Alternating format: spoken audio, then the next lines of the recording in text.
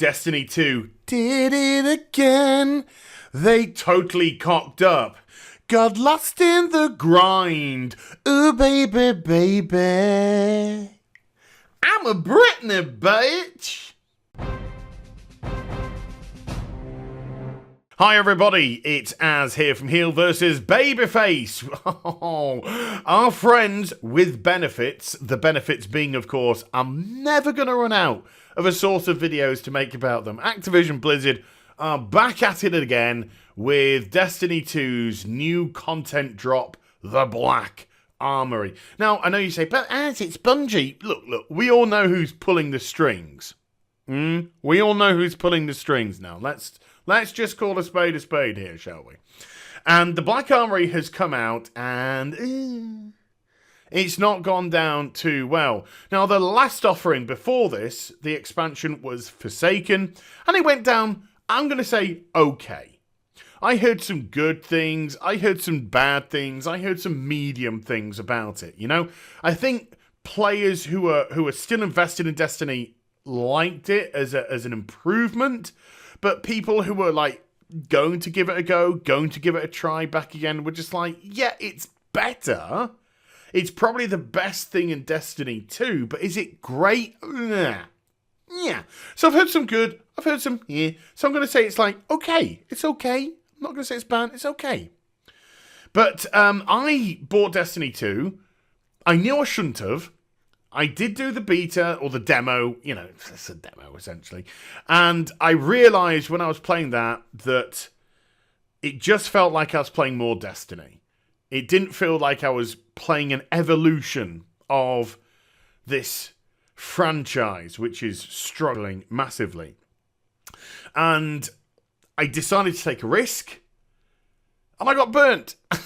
And it's my own fault, because fool me once, shame on you, which is what they did with Destiny 1. Fool me twice, shame on me. So yeah, this is down on me, but in the same instance, I ain't touching anything to do with this game anymore. I'm done. I didn't touch any of the other expansions. I didn't touch Forsaken. I'm not interested in any of it. Not interested in ever returning back to this franchise. Particularly after the last earnings call from Activision Blizzard, where they just threw this game under the bus.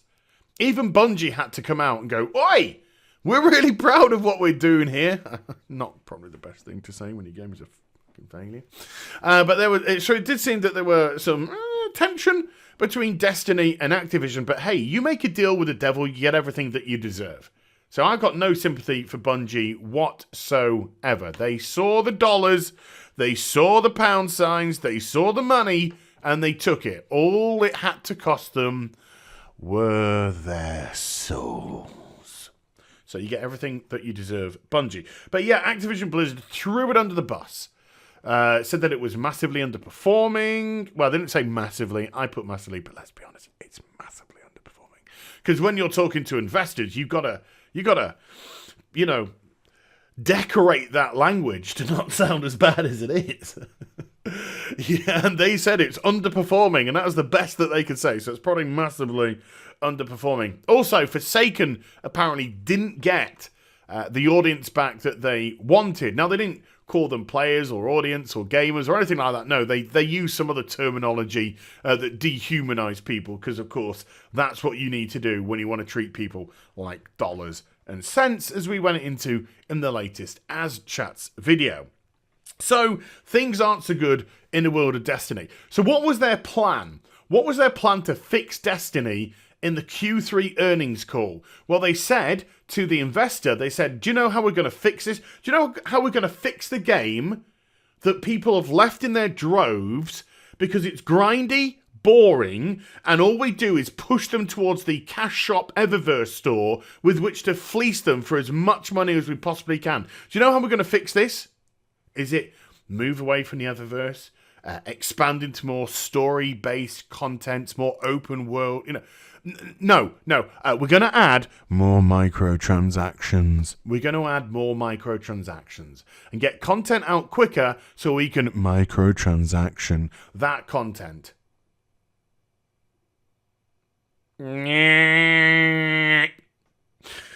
Well, okay. And so their first offering is the Black Armory. This is the first thing that comes after the Forsaken. Now, I have decided to choose this article from Forbes, which will be linked in the description box down below, as I do with articles that I refer to. And I have to refer to this, because I ain't touching this game ever again. Because Paul Tassi, by the looks of it, the article creator, appears to be top-endish. You know, high power level, right up there. And I think it's very interesting to view this article from the perspective of a top-end player, even before we go to the low-end players, because after we dealt with this, it'll become bloody obvious why I did, as opposed to tackle it from the low-level players. And his headline is Destiny 2's Black Armory makes a bad first impression with its power requirements. Tell me more, Paul. Tell me more. I have been beyond hyped for Destiny 2's Black Armory expansion. Well, that's your first mistake. That's your first mistake right there, Paul. Never put hyped and never put Destiny 2 in the same sentence. They don't work. The first of its year of new content drops as part of the annual pass. What? What? Let's click onto this. Everything you need to know about the Black Armory and Season of the Four. This is by Eric Kane. I'll also link this in the description box down below. Annual pass? Annual pass? So they're doing an annual pass?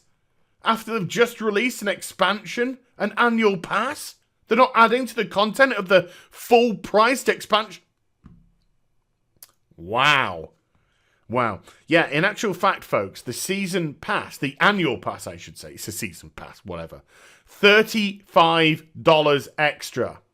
So they've just released Forsaken at full price, pretty much full price. It came out at £40 here, which is pretty much, games in the UK range between £40 to £50. And so this was at the lower spectrum of it as in terms of 40, but, it was an expansion, not a... So that's just come out. That's only been with us for a couple of months or so. And now they're asking for another $35, which equates to around about £30 UK, for more, instead of it being part of the expansion. So happy. I want nothing to do with this game anymore. I thought I would be playing all day and not even have time to write until tomorrow. But after about 45 minutes of gameplay, I... ...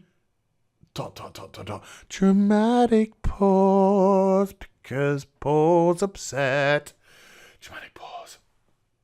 Because I... can't really do anything else with it until I go back to farming my milestones. Like I've been doing all autumn. I fixed your article, Paul. Autumn. He's American. I'll let him have full. So, yeah, he, as a top-end player, after paying the money for the annual pass... Well, he's I don't know if he paid it. He might have got given it. After he paid the money for the annual pass, he got 45 minutes of gameplay out of it before he had to just go back to grinding Destiny milestones. Things start off well enough, I guess. After a brief cutscene, you are tasked by the Black Armory with reforging a machine gun. This process is 4 mildly tedious steps of racking up fallen kills, powerful kills, and even more powerful kills. Paul, darling, sweetie, apple of my eye, light of my life. Paul, you can't say things start off well enough and then within the next sentence say the process is 4 mildly tedious steps.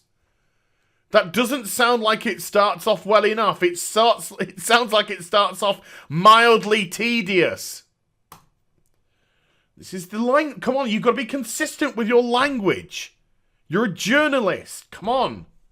Dear. And Paul! You don't put a comma before and.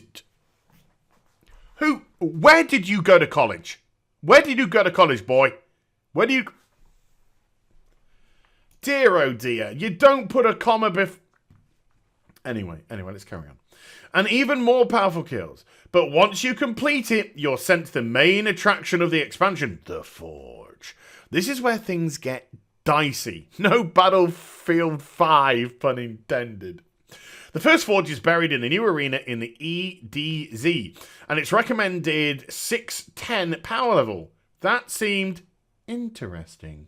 But given that I'm currently the max power of 600, it seemed doable. So he is the max power level. This is why I chose this article. My match-made fire team beat the thing with seconds left on the clock as the arena spawns special enemies and you have to kill to increase the timer and throw the energy orbs they drop at the Forge. But then there's round 2, 625 power enemies. Okay. Well, we beat that too just by the skin of our teeth, but I knew what was coming next, a boss, and it was 630 power. No more ball throwing, we were getting 2 shot by everyone, now 30 levels below the power level. We got the boss down to maybe 75% health before the 2-minute clock expired. We failed. The reward, I shit ye not, as we like to say in the UK, was 2 tokens, planet mats, and a blue. I can only laugh when I read Destiny stuff. It's just hilarious. Now, he goes on to say that he wants to be clear that, yeah, he understands that the process is to get more powerful and therefore it will become easier to do. But the thing is, people, there's nothing to start this off.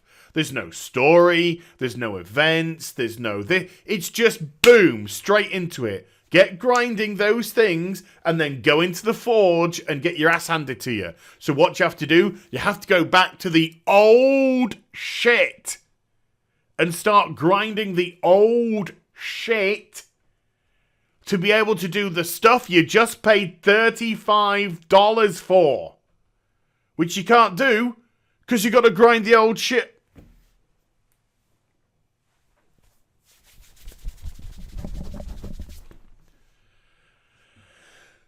Ladies and gentlemen, the gaming industry. I give it to you on a platter. Now, I'm going to stop any more of the article. You know, check it out. Link in the description. Do check it out. Paul, you get a B. You get a B. There were too many mistakes in that article for anyone. Sorry. I'm sorry. I was playing with a B minus, but...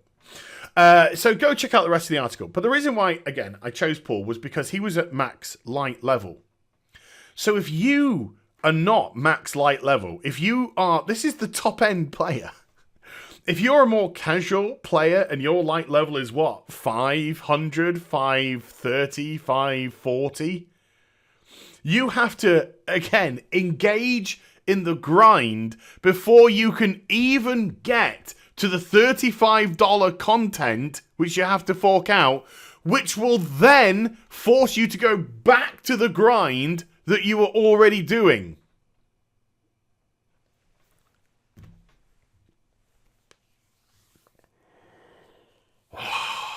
This is what games are nowadays. This is just tedious monotony.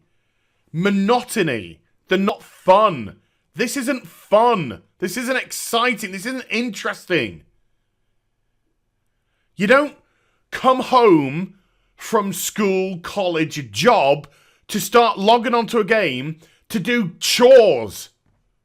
Oh, should I do the washing up on Destiny 2? Oh, maybe I'll do the vacuum cleaning on Destiny instead. Oh, well, I guess I do need to do the dusting on Destiny. This is not... Oh, my fucking God. I couldn't give a toss. I couldn't give a toss. I hope this miserable game falls to the wayside. I hope Destiny 3 falls to the wayside. I hope this franchise continues to lose players like it is, because it's just a con. It's just a money pit grind con. Screw it. So let me know if you are currently playing the Black Forge, let me know what you think in the comment section down below. Or if you are playing Destiny 2, but you're nowhere near 600, how do you feel about having to fork out $35 for a piece of content you can't even touch, and then when you can touch it, you've got to go back to the old content to grind, to be able to push through on the new content, which could take weeks, months. Sounds like such a worthwhile thing to... So I hope you enjoyed the vid. If you did, do give it a thumbs up and also subscribe to the channel. Follow me on social media and Twitch for live streaming. Links are in the description box down below. And I don't know why I keep emphasizing certain words. I started to do it. Yes, I don't know. But I'll be back with some more stuff very soon. And I hope again tonight, live on Twitch, I will be continuing my Witcher 3 playthrough, which I started from the beginning yesterday. You take care. Bye for now.